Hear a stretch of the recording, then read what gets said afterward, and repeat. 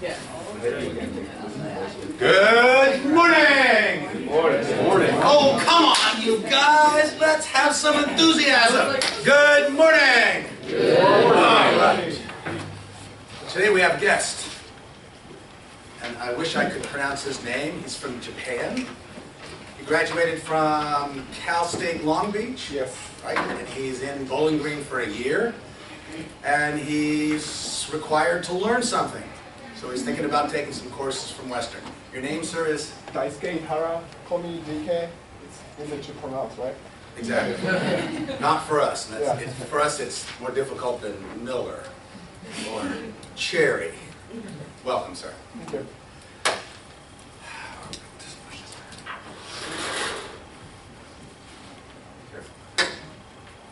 Might be low.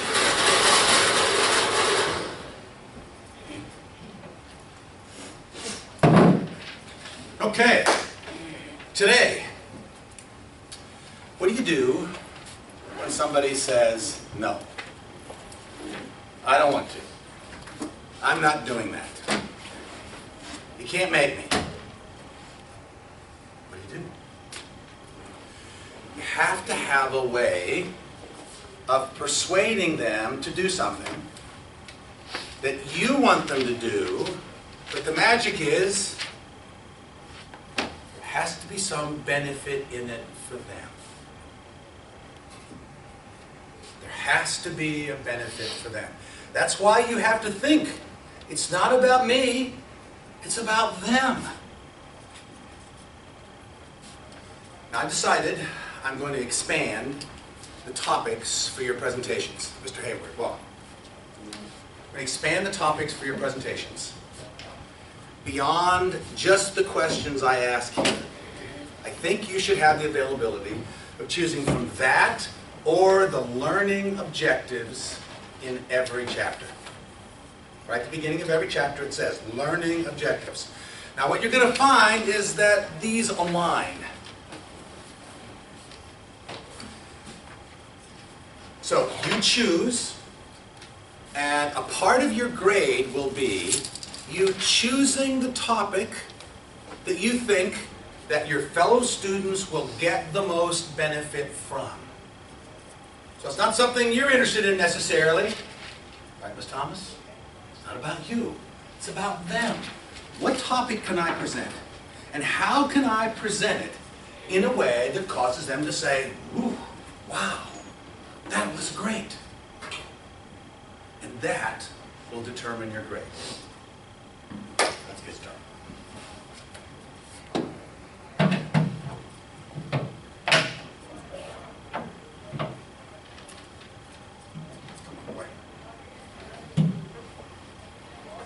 All right.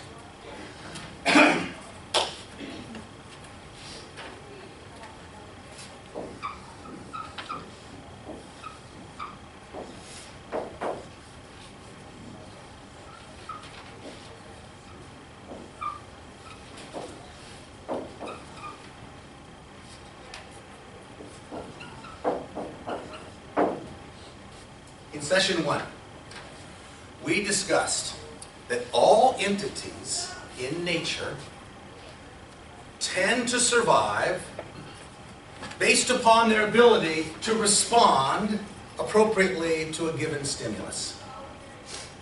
Remember I said to you, when a rabbit hears a rustle in the bushes, the rabbit doesn't say, wonder what that was, because he'll get eaten by my 2 dogs. Instead, the rabbit runs as fast as he can. This is how nature survives. But it's not how we as human beings thrive. We thrive based upon this pause mechanism between stimulus and response. The pause mechanism says we're going to run it through our brains instead of doing what we feel like doing. So in chapter 3, Futrell takes this same concept and he applies the term black box. That's this mystery for what happens between stimulus and response. What's the stimulus, Mr. Guess?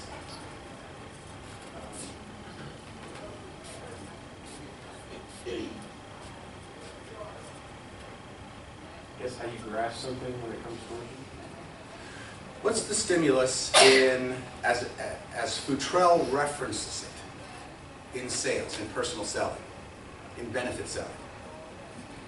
The stimulus is you are making a suggestion for what the person should do, should buy. So, what goes on inside their minds? It determines whether they buy or they don't buy, whether they do it or they don't do it. What's in the black box? That's the question mark. So it's not about you, it's about what you can do to uncover what's in there. So let's start with a second topic we've already covered. Now let's bring it back. What are the basic needs that every person on the planet, in varying degrees, must fulfill to be satisfied? What are the basic needs? Physiological. Now, how can we determine what a physiological need is inside the black box? I'm going to break this apart. In your assessments, we identified 7 motivators, right? 7 motivators that drive every person. One of the inputs into the black box is how people are naturally motivated. So if you can determine how someone is motivated, what should you do to motivate them? Mr. Pardue? Play off their motivation. Go right down that street. If you want to get to Mr. Gowenstein's home, you lived on at home. Watercress Circle. If you want to get to his house, go down Watercress Circle. Don't go down Elm Street. That goes to my house. If you want to get to his house, drive down his road. So let's go through them. Return on investment. Some people are motivated by choosing the action that helps them save and make money. That helps them focus on those things that give them a return on investment. If I do this, I'll get that. If I do this, I'll get that. That's how they're motivated. Go down that street to reach them. Second,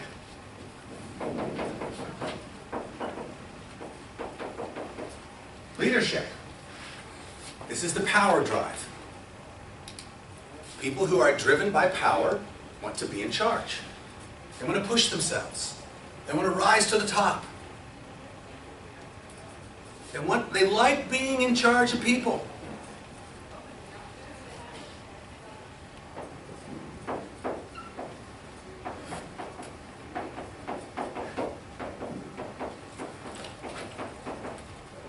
Knowledge and discovery.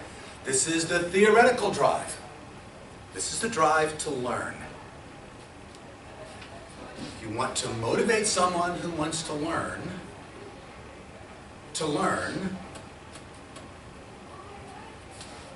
it's easy. Because they want to. The question is how do you motivate someone to learn when they're indifferent? When they say, oh, I got too many things to do, why do I have to do that? The answer is, don't go down that street. Go down the street that they're motivated. So if you want someone who is motivated to get a return on investment and they're not motivated to learn, what should you do? Mr. Purvis? Follow my logic here.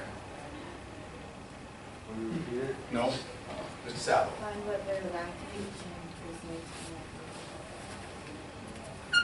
How are they motivated? how can you fashion your argument so that they're motivated to learn?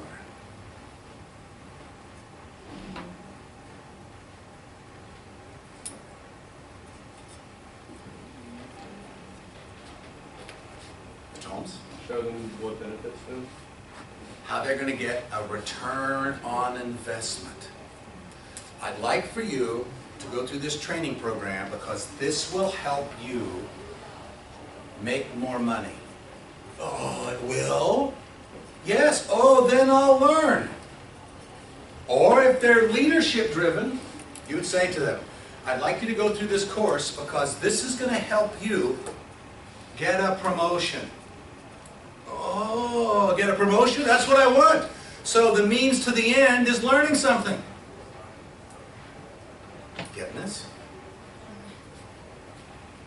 These three are the business motivators. Now,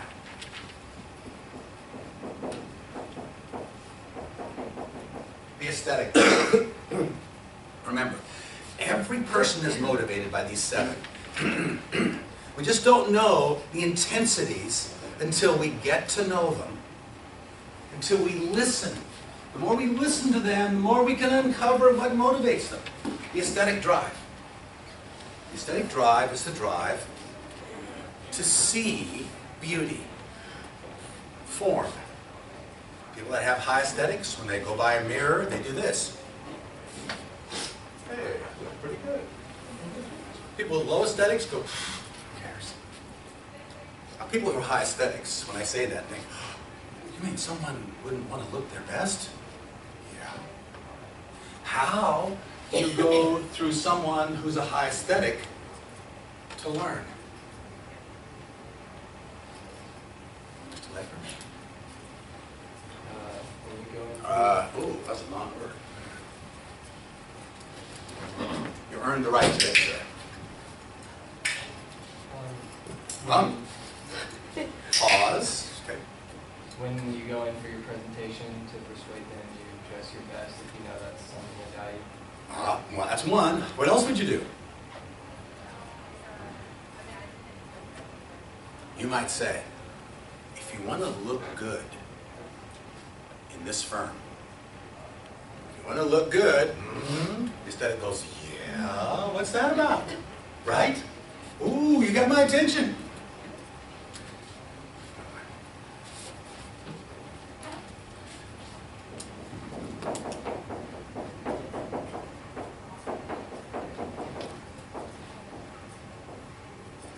Peace and harmony. Peace and harmony is the feeling side of the aesthetic. So the feeling is, I want to feel good in my environment. My environment could be the lighting. It could be how the room is shaped. It could be where the desks are. It could be the symmetry between the texture of the rugs and the walls. For those of you who are driven by peace and harmony, you know exactly what I mean. Those of you who are not, saying, Derry, what are you talking about? Feeling about this stuff? What's that? Just tell me. There are lots of people out there who won't do things unless they feel good. So how do you persuade them to learn something if they're driven by peace and harmony? Ms. Williams. If they're driven by peace and harmony, to persuade them To learn something. to learn something, then you will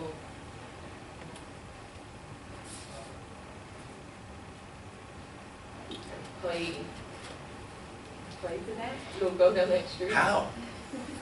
So what would you say? I'm not sure. Who is that high peace and harmony? Mr. Lawson. No, hold on a second. So let me try this out. Okay. So Mr. Lawson, how would you feel if you're in a situation that required you to know this and you knew it? Man, that would be the best, right?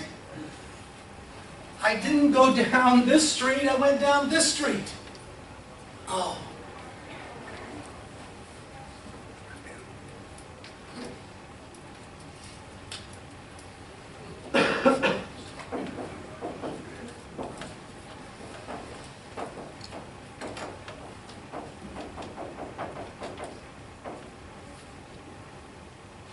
Helping others, the social drive.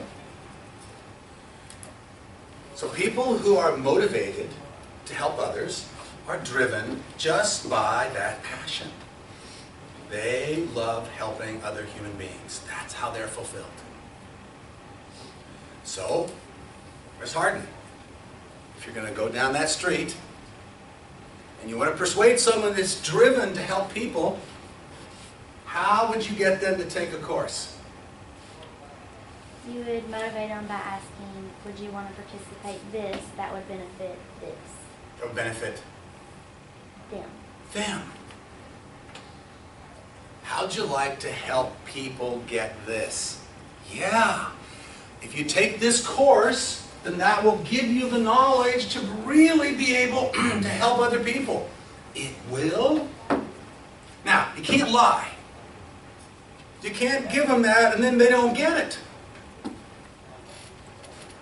See, there's this mistaken notion that somehow people are resistant to change. I don't believe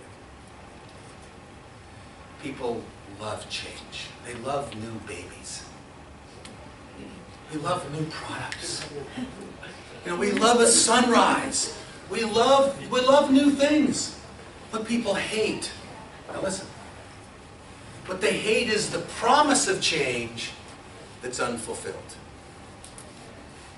You can't promise them something and then them not get it. In the workplace, when you say things are going to be different, we're going to get a new leader, and then some schmuck comes in that's no good. And they go, oh crap, I hate it here. Politics. Hmm? So basically politics. Well, that's another thing that people... Well, the problem with politics is we get Tweedledee and Tweedledum, right? It's a force to, I get this one or this one. I don't like either one of them. No, you can't. You have to choose one. Yeah, but I don't like them. Let's see what choice you have. And so democracy is a good idea? Not in everything. Last.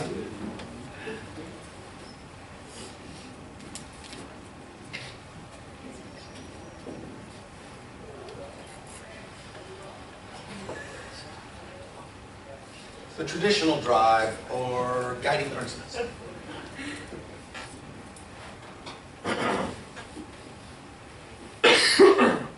Did I miss something when my back was turning? The last motivator is the traditional drive. This is the drive. It's the drive to abide by one's system of principles. All of our lives, we build this system. From our dad and our mom and our great uncle and our neighbor across the street and my best friend. We construct a system of beliefs, and this is the motivator to abide by that system.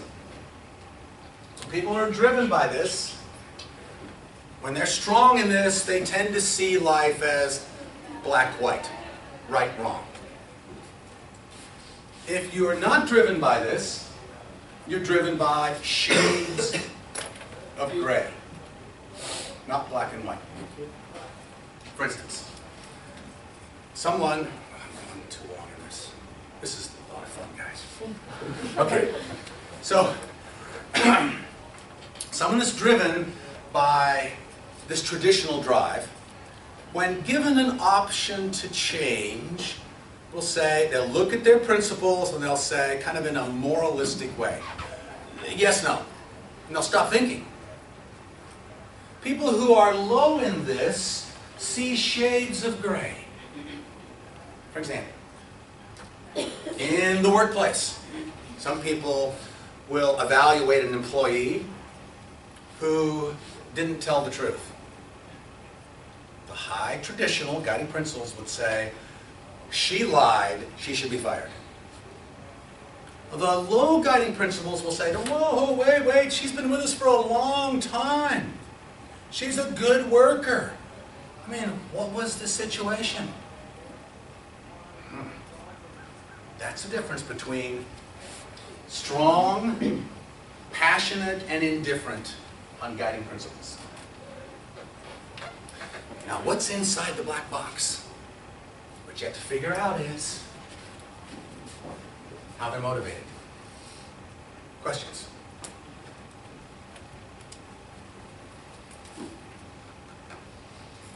Now, what is meant by benefit selling? Mr. Foltz. Benefit selling. Benefit persuasion. I want to say similar to just person selling. Okay, in what way? Because you're persuading them as to what the benefits of this product is, so therefore, if you tell them all the benefits and whatever else you need to tell them, then they're more likely to buy the product because it satisfies their needs. Possibly. Exactly. So, what this means is that every person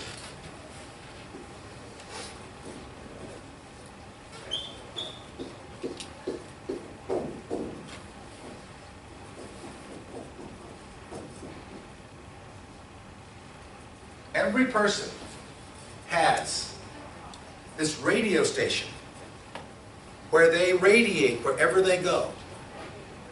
This is the call sign, WIIFM. What is radiated? What's in it for me? What's in it for me? When I walk through stores, I'm thinking, I don't care about you as a salesperson, I care about me. Now, what we're doing in this class is we're shifting the paradigm for you.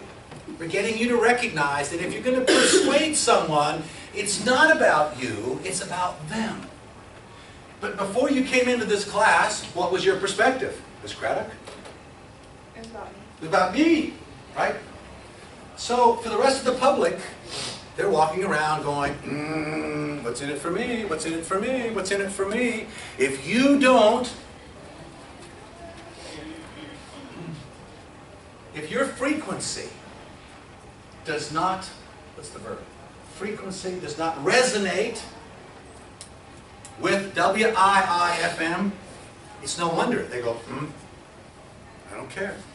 I think that you should take this course, person who's strong in peace and harmony, because you're going to learn something. And if you don't learn it, you won't get promoted. Peace and harmony. How's that feel? See? Didn't resonate. It's got to resonate. And then click. If you're on the same frequency, click. You gotta figure out what's in the black box.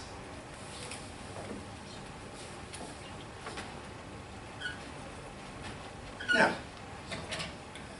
how do you have a conversation with someone and figure out what's in their black box? Are you finished with your monster? I won't bother that. Can I? Okay. Now, how do you persuade someone to buy this? So, there are three main topics to consider. There are features. There are features that every product or service has. What are the features of this cup? Mr. Dew, what's one feature? It's styrofoam. What else? It's large. It's large. What else? Portable. Got it. Oh, wait. Yes, it is portable, but now you're almost getting into something else. It's disposable. Kind of. It's what you see is a feature. It's not what it does. But it does begins to get into other things we're going to talk about. What else? Coke. Coca-Cola's back here. Love and drink it up. What's another feature? from McDonald's. Okay, so it's a cup that has McDonald's on it. Anything else, Ms. Thomas? Yeah, fit in the cup holder. Actually, yeah, but more importantly, see, it has this bump right here, right? This bump that goes down. Now, we don't know it's a cup holder, but that's coming, see? McDonald's is smart. They want you to buy this, and they want you to make it convenient. But wait a minute, convenience is not something you see on this. What do you see? You see it's white. What else do you see? It has a lot of writing on it. A lot of writing on it. Got that one. What else? It's got this thing coming out, right? It's got a straw coming out. And what else does it have on it? It has a lid. These are all features. Okay. Lesson number 367. People don't give a damn about features. They don't care about features.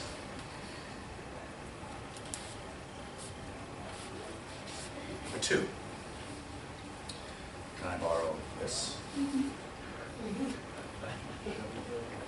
What are the features of this? Transparent. Right? This also, one of the features is it holds liquid, right? Does this hold liquid? Yep. What else? With a cup like that, how do you know that it's currently available? We don't know. It has the capacity to hold. It also has to hold other stuff too. Nice. Now, these have similar features. What advantages does one have over another? That's the second characteristic, advantages. So what's the advantage of one over another for you, Mr. Ledford? Well, the Camelback probably costs like $15, and that is 99 cents. So this is cheaper. When you compare the two, then you can differentiate. This is cheaper. Mr. Wynn? The Camelback has long-term use as opposed to Oh yes, this is styrofoam. This lasts longer. Got it. What else? Mr. Hain? The styrofoam kind of keeps it cooler than compared to the plastic bottle, possibly. Got it. Keeps it cooler or hotter. Maybe.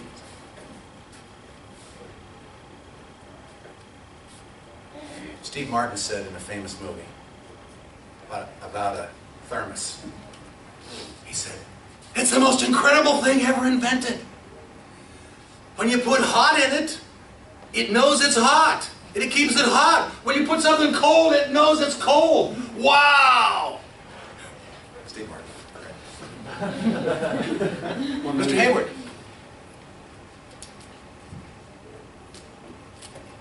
For you, which one do you prefer? What advantages does it have for you? Portable? This is portable? This is more so the backpack. Oh, it goes in a backpack, and this one it'll scrunch it and it might leak into your backpack. Okay. Or you can just clip it on, exactly. It has this clip. This doesn't have a clip. Easy to wash.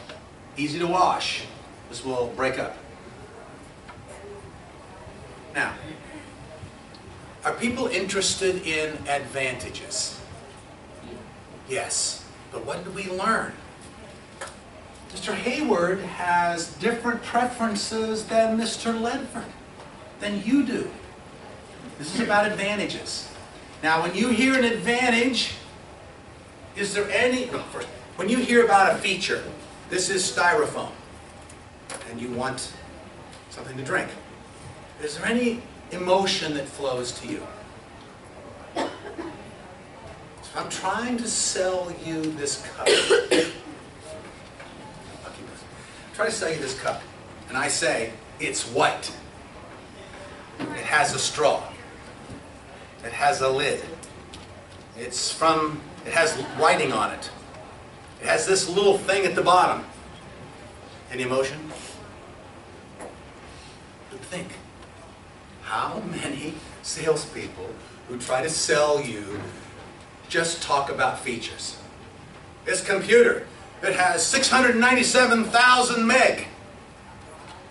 It is light.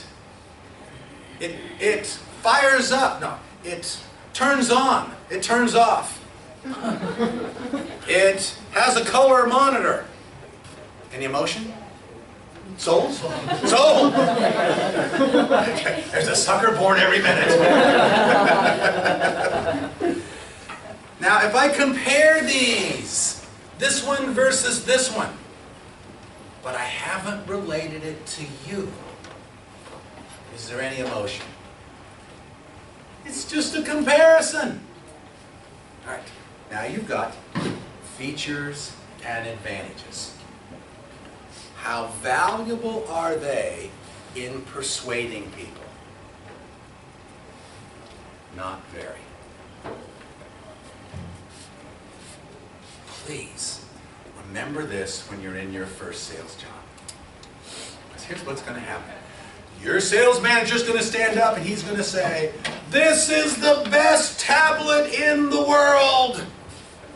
Has a great screen. It's going to last forever. You can show this in front of your clients." But what are you interested in as a salespeople? As a salesperson?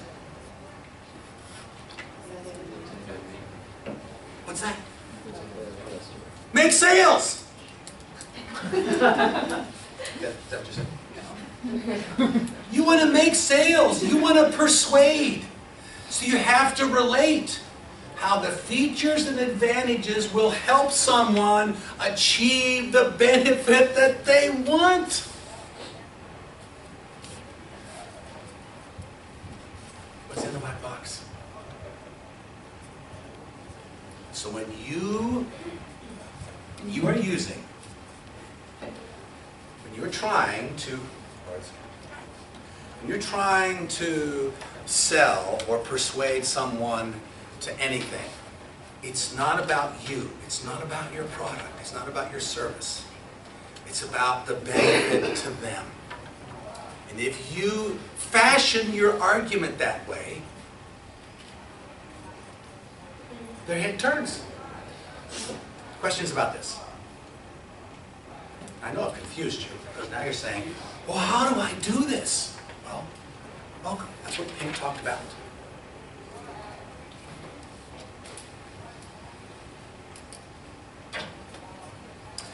As you are presenting anything, Futrell introduces in chapter 3, a little bit early, but he does it on purpose, because this is something that you absolutely need to do. How do you know if someone heard what you said, understands what you just presented to them?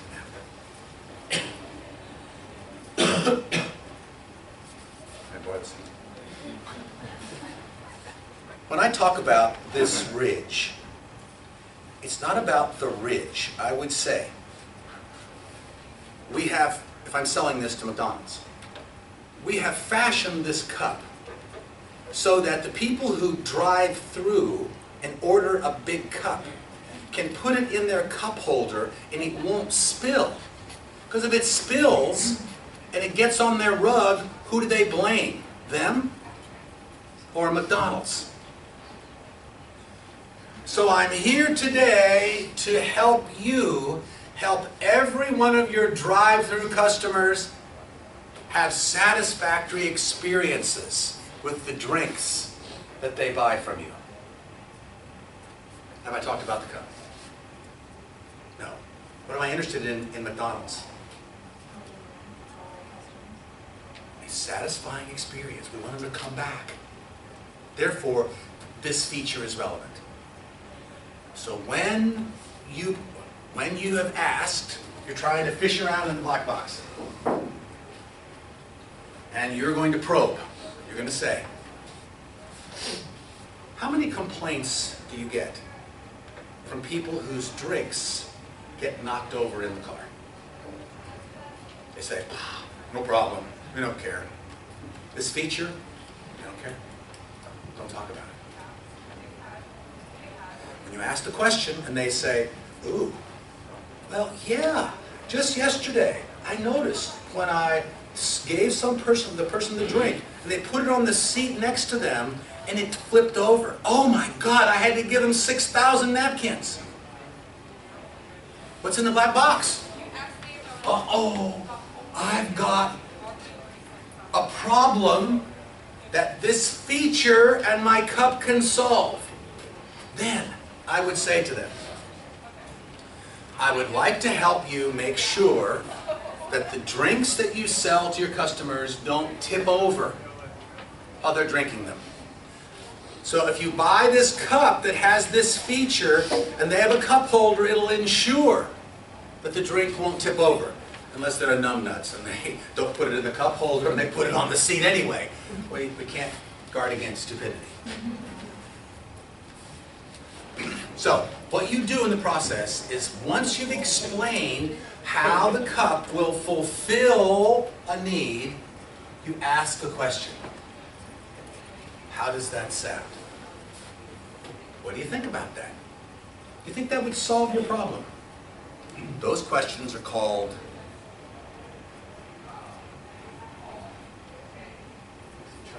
trial close. Derry Dollar. Thank you. Trial closes.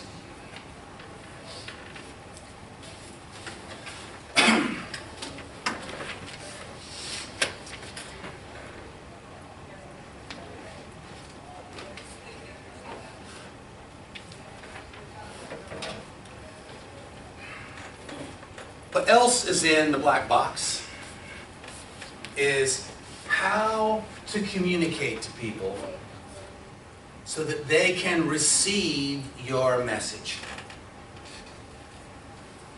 Now, if I communicate to Mr. Do the way I want to communicate with him, I might do this. "Wow, dude, what do you think about this, man? How about that?" Now look at his expression. He's saying, "Give me a break. All this enthusiasm, you just cool it." Right there? Correct. So if I can't recognize how someone wants me to communicate to them, I can screw it up. Right, Mr. Do? And when I do that, what's the possibility that you would stop listening to me? I don't think you would give me a choice. Oh, well now, we're going to talk about this later. But hearing and listening are two different things. You'll continue to hear me, but you'll go, "That's it. I'm thinking about," just like you're good at, like all lights on, nobody's home, right? "I'm thinking about this over here, but I just hope Derry won't call on me because I know I want to give him good eye contact." How do you know?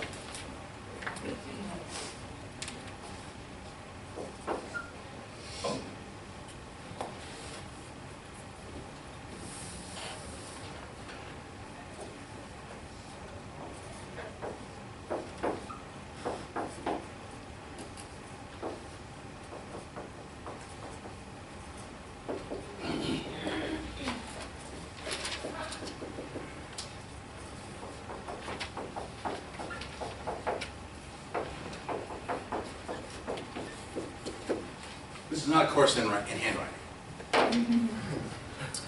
So in session 3, when we talked about your assessments and how you behave, and I explained to you Marston's system of dominance, influence, steadiness, and compliance.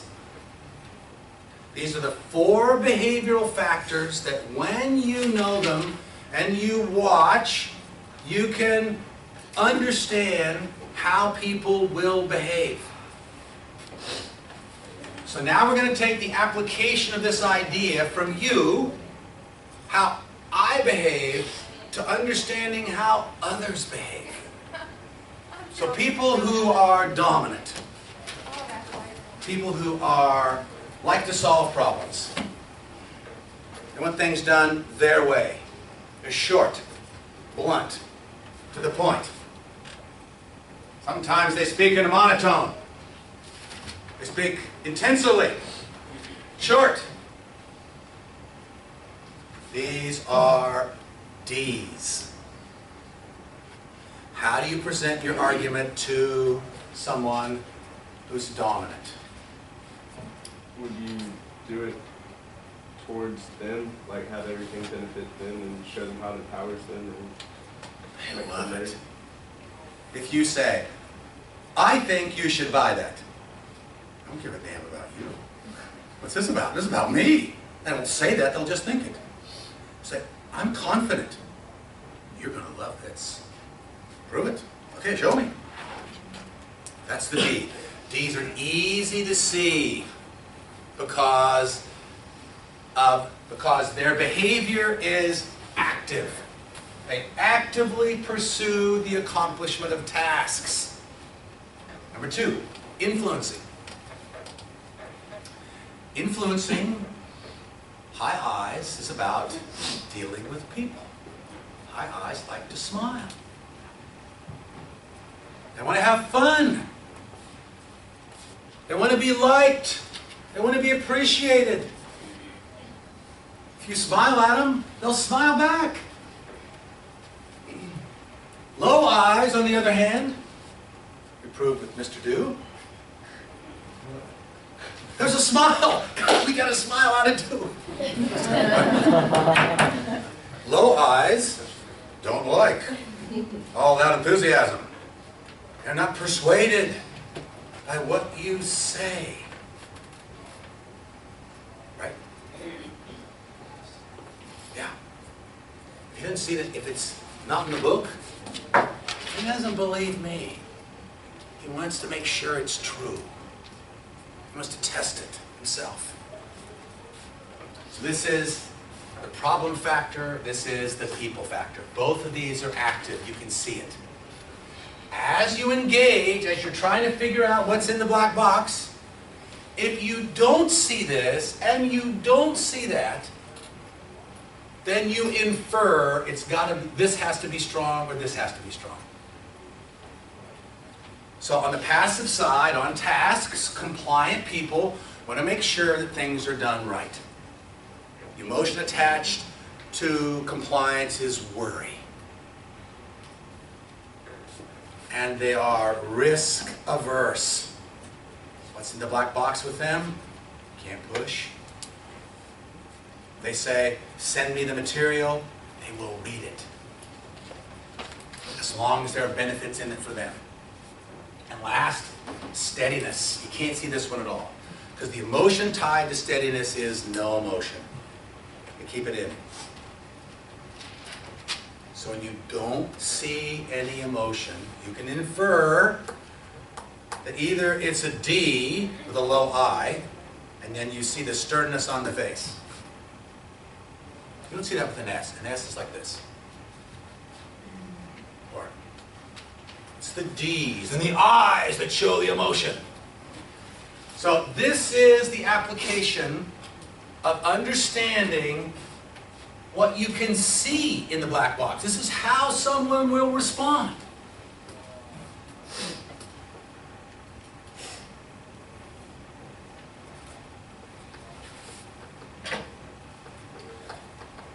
What are the non-verbal, well, first of all, first question.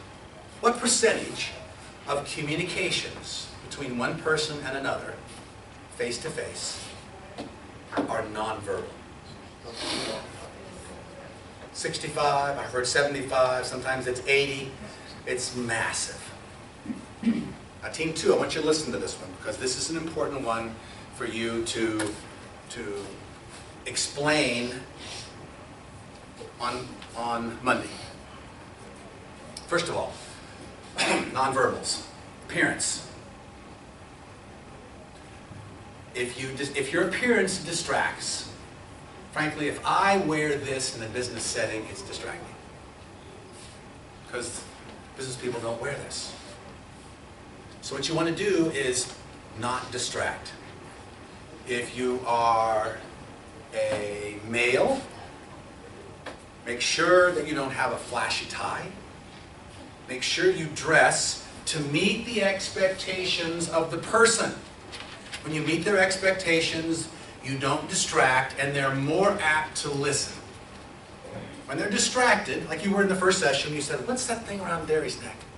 Why does he have 2 watches? What's this? What are the suspenders? What are the braces? What is all that? You're distracted at the beginning, but then you get used to it. Second, females, do not distract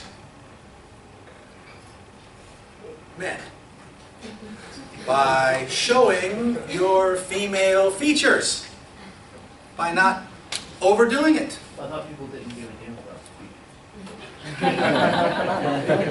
I stand corrected. I stand corrected. Thank you. That's Derry dollars. That's a good one. Okay.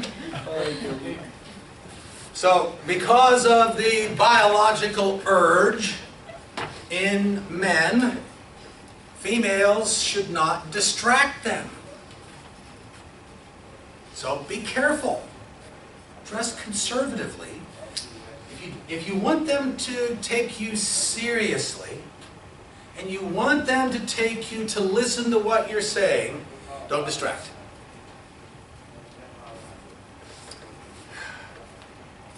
When I was with Edward Jones, when the dinosaurs still roamed Boulder, 30 years ago, I walked into an attorney's office. It was a female. And I walked up to her desk, and she had a very low-cut blouse, and she was hunched over her desk like this.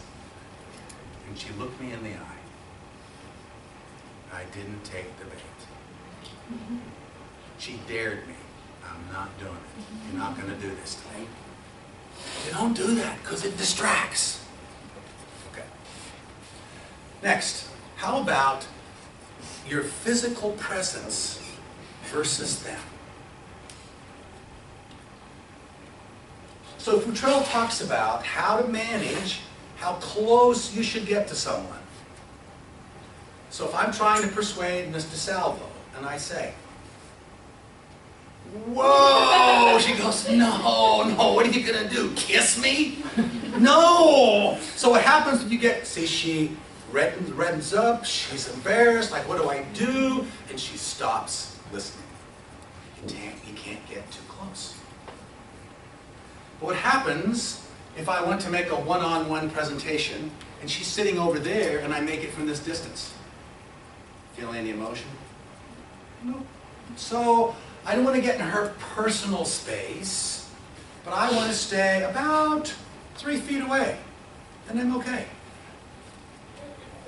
Now servers, how many of you are servers or have been servers in a restaurant?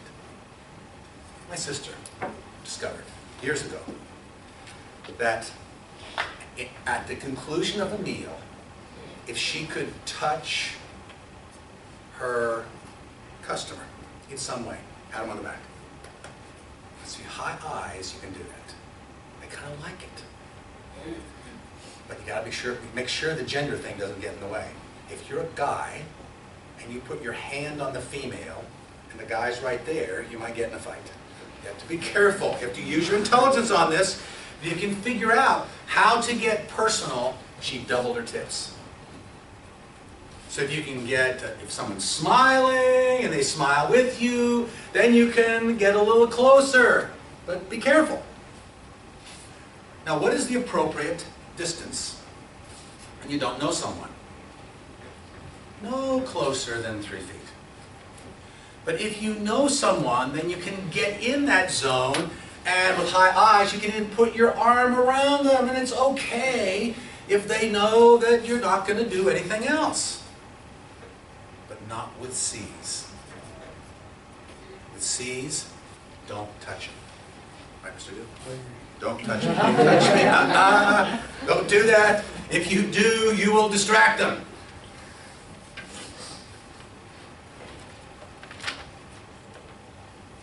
Now,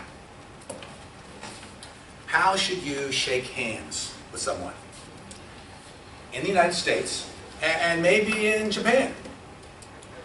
When you shake hands with someone in the United States, when you do it, you should grip and release. Now, there are lots of odd things that people do with handshakes. Don't do them. Don't do it.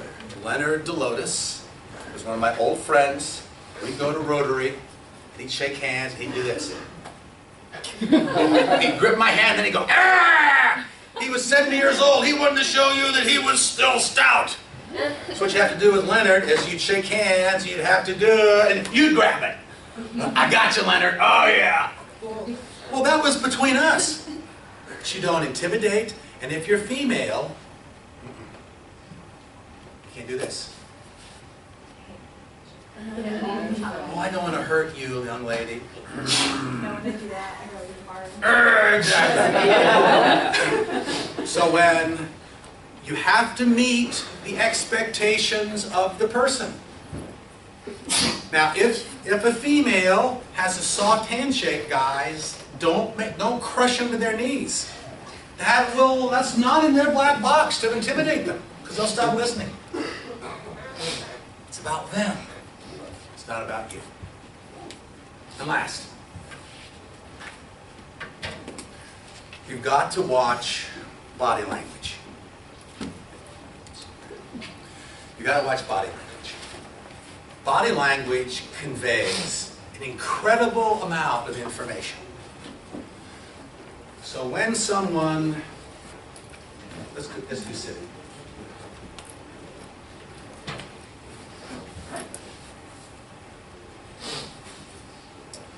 One of the things that Daniel Pink talked to us about was trying to mimic the other person. Now, this is not a golden principle. Because if you mimic, and you do that, then the person goes, oh, what are you doing? But what you want to do is mimic. So her back's up against it, and she's sitting back, and this is how we begin our conversation. Because when she looks at me, there's nothing distracting. Now, if I'm like this, she might go, oh, what's he doing that for? Or if I'm like this, this is the way I like to sit. I don't care how you like to sit. What the customer cares about is, he cares about him or her. So as you're having a conversation, and the person in the midst leans forward. What's that a sign of? I'm interested. Take that into account. Why did they just lean forward? What does Daniel Pink tell us? Look for offers, right? Oh, they just leaned forward. Or eyebrows go up. Whoa. You might say, stop now. What did I just say? They just like that. See, it's not just hearing, it's listening and being and understanding body language. In the midst of it, what happens if they do this? Caution, right? What happened? What did I say? You better stop. You better adjust your presentation. Or if they do this. Look out, you're boring them to death. Stop. You got to engage. One of the things I used to do as an investment advisor is I used to take, and borrow this for a second, I won't hurt it. Close your arms. Okay. I would say, would you take a look at this? Aha, I got that out. So I got that unconscious body language out, and then I got them more interested. If you're in a situation where you get negative body language, they turn away from you, they look at their watch, they do this, you got to stop. You got to say, obviously, there's something that I just did that just upset you. No, it's okay. May I ask, what thought went through your head? You got to get inside this black box. If you don't get inside this black box and figure out what's going on, the response you're going to get is going to be no. Now we got a lot more on this coming up in the future. We're going to deal with what happens when they do say no. But in this session, this has been about how can I understand what's going on in the mind of another person so that I can persuade them. Team 2, if you have any questions about topics, let me know. No, it's okay.